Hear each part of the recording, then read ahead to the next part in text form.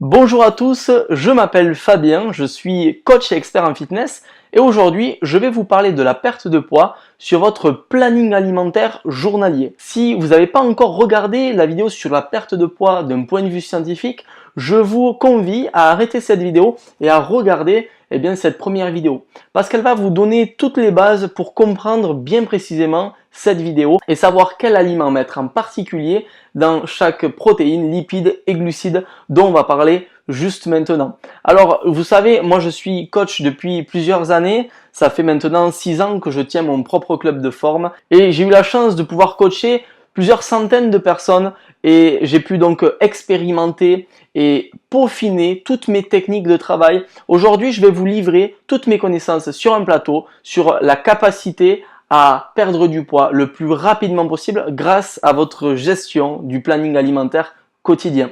Alors, prenez un stylo, prenez une feuille parce que le contenu est quand même assez important. Mais ne vous en faites surtout pas les amis car j'ai déjà travaillé pour vous. Je vous ai donc préparé un PDF qui illustre de manière simple et précise toutes les connaissances de cette vidéo, que vous puissiez mettre en place votre planning alimentaire journalier avec facilité d'ici quelques minutes. Vous aurez simplement à cliquer sur le lien en dessous de la vidéo et je vous envoie votre mail dans la minute qui suit. Il faut savoir que globalement, le matin, on l'a toujours dit, il faut manger comme un roi, le midi comme un prince et le soir comme un pauvre. Cette petite image-là, en fait, elle va nous permettre simplement d'avoir un repère. Je vous l'explique très simplement.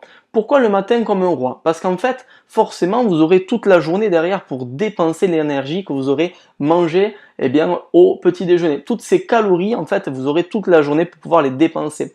Or, le soir, forcément, vous allez direction le lit. Vous allez avoir plus facilement capacité à brûler vos calories si vous voulez manger le matin plutôt que si vous voulez manger le soir. C'est vraiment très important et toute la trame de cette vidéo va se baser sur ces règles-là. Vous allez avoir 6 repas par jour. Le matin, le 10h, le midi, le 16h ou le 17h, le soir à 20h et enfin, pour les plus gourmands comme moi, le 23h devant la télé. Il va falloir qu'on les réaligne forcément par rapport à vos objectifs. Si vos objectifs sont vraiment importants pour vous, alors je vous conseille de bien écouter attentivement ce que je vais vous dire.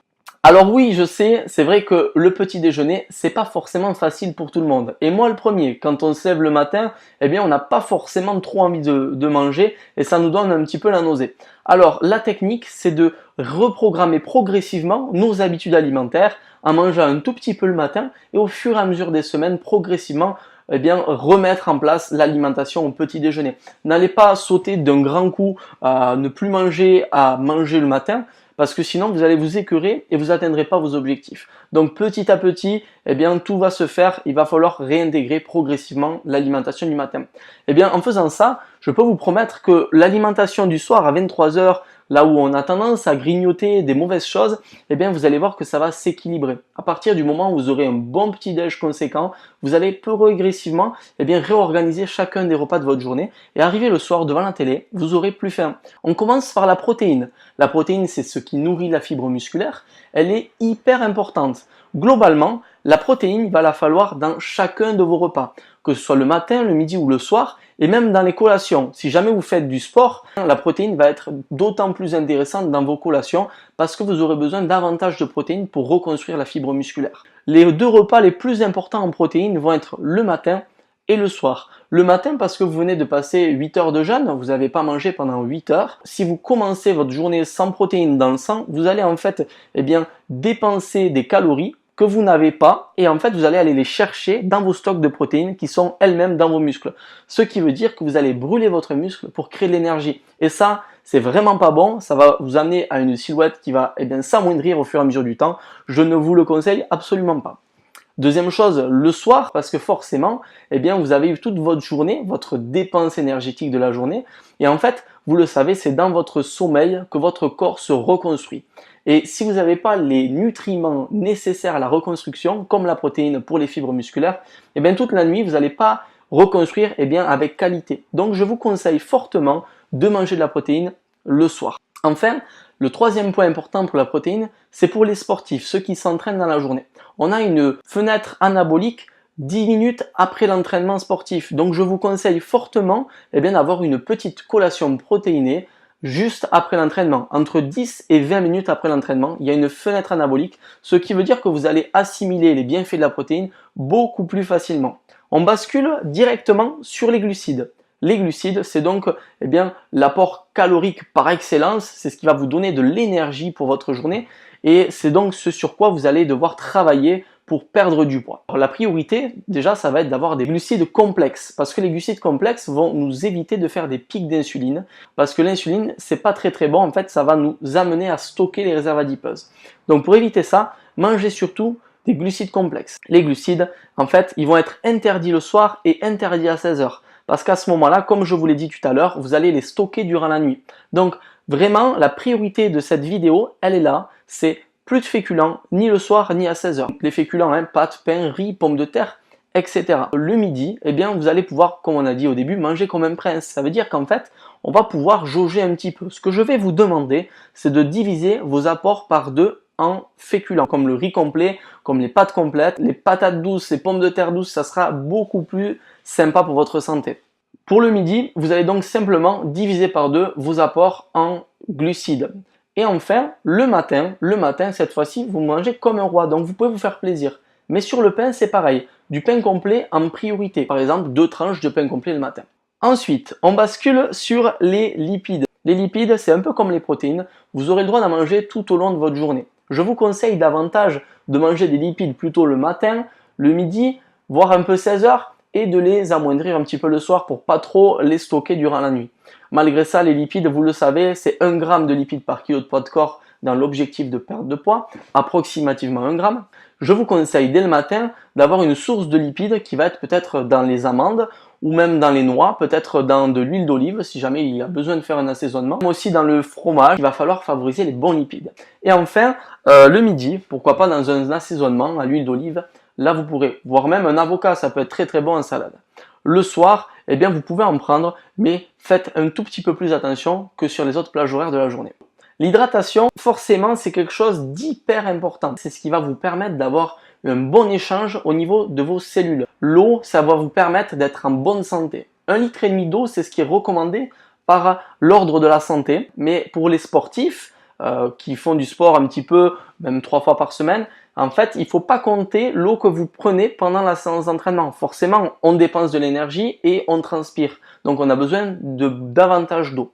Je vous donne un petit conseil de coach. En fait, on ne s'hydrate pas assez, mais c'est simplement parce qu'on oublie de boire. Donc, je vous conseille de prendre votre bouteille d'eau d'1,5 litre avec vous et de la faire suivre tout au long de la journée pour que vous puissiez y penser et surtout avoir un niveau d'hydratation beaucoup plus important. On bascule sur les légumes. Les légumes, on n'en a pas beaucoup parlé, mais c'est quand même super intéressant. Les légumes, c'est très peu de calories, voire presque pas, et on a un effet qui va être désacidifiant.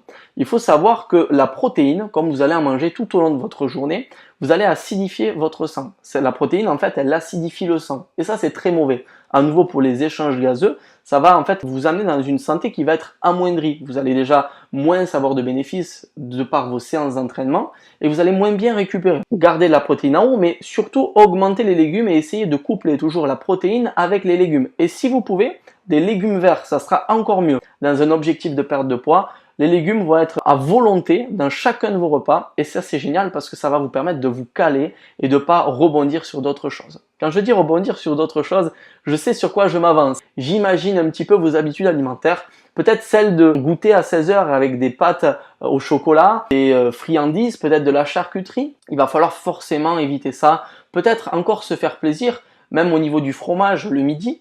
Mais tous ces éléments hyper caloriques ou des aliments qui sont transformés à outrance, ça va être très mauvais pour votre santé, pour vos problèmes cardiovasculaires, pour votre cholestérol et donc du coup pour notre perte de poids forcément aussi. Donc à 16 heures ou même à 23 heures, si vous avez ces habitudes-là le soir, je vais vous conseiller de les supprimer. Vous allez voir en intégrant le petit déjeuner, les repas du soir vont être beaucoup plus faciles à appréhender. Si vous avez quand même faim à 23 heures ou à 16 heures, n'hésitez pas à manger un fruit. Et si j'ai un fruit à vous conseiller, ça sera la pomme. La pomme, ça sera le meilleur fruit pour optimiser la perte de poids. Enfin, si vous avez vraiment faim encore à 23 heures, vous pouvez prendre peut-être 1 ou 2 tranches de jambon blanc, toujours de la viande maigre le soir. Évitez quand même la protéine trop grasse.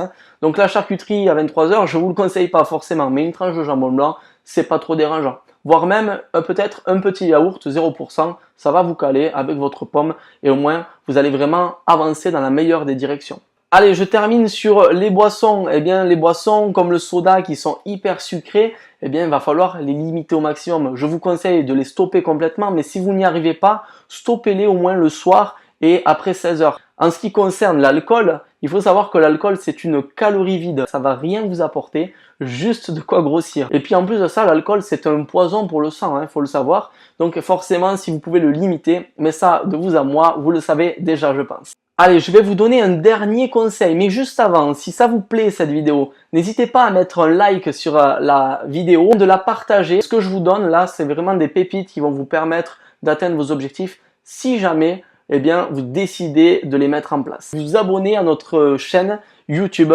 TCTV, Transforme ton corps pour transformer ta vie. C'est une chaîne où je mets toutes mes connaissances pour vous dans l'objectif de la perte de poids parce que j'adore l'humanité, j'adore l'humain et je veux vous aider. Donc le dernier conseil qui est vraiment important, c'est celui de faire un repas plaisir dans la semaine. Déjà, ça va être très très bon pour la motivation parce que vous allez devoir réguler votre alimentation tout au long de la semaine, mais avec un objectif en vue, c'est ce repas plaisir qui arrive et donc du coup, vous allez pouvoir beaucoup plus facilement tenir.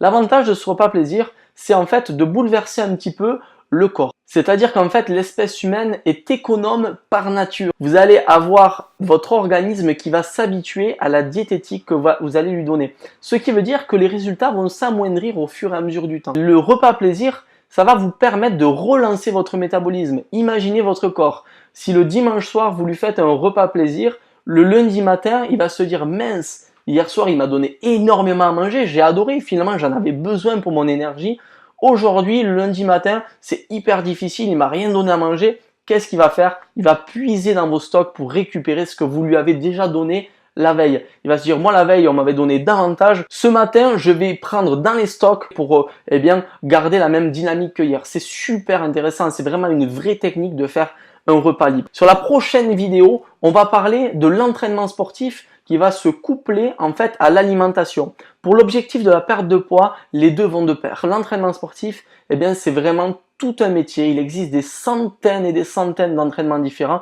Je vais vous donner l'entraînement le plus ciblé par rapport à la perte de poids, que vous puissiez gagner du temps dans vos objectifs et que vous puissiez atteindre vos objectifs avec sécurité. Je vais vous faire gagner beaucoup de temps en vous expliquant quand est-ce qu'il faut s'entraîner, comment, à quelle intensité. Et dans cette prochaine vidéo, vous allez pouvoir vraiment compléter cette vidéo-là ainsi que la précédente pour atteindre vos objectifs de la perte de poids. J'espère que cette vidéo vous a plu. N'oubliez pas de liker, de partager ou de vous abonner même à la page Transformer votre corps pour transformer votre vie. Je vous dis à très bientôt les amis et n'oubliez pas de transformer votre corps pour transformer votre vie.